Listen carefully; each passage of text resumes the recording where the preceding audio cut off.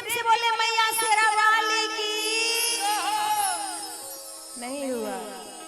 उधर से पीछे से हमारे सभी दर्शक लोग हाथ उठाएंगे तब होगा। आप लोग सभी आदमी पूरा पूरा अपना हाथ उठाएंगे माता रानी के लिए, मेरे लिए नहीं। बोले मैया शेरा वाली की। क्या बात है। बोले साचे दरबार की।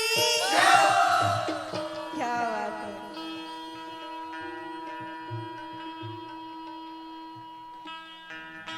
आइए, कहा गया है कि नजर नजर ने नजर नजर ने नजर से नजर को देखा। क्या बात है।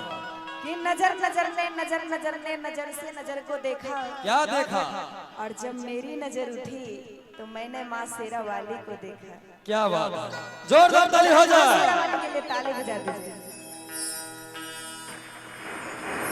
और कहना है कि यारे जब से जनकपुर में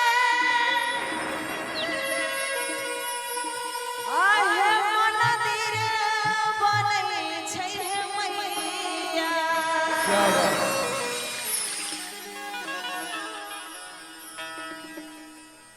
जब से जनकपुर में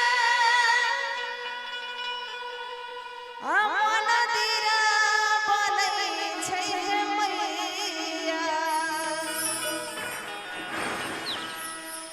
कि ताहि पर चढ़ायबा अरहुल फुलबा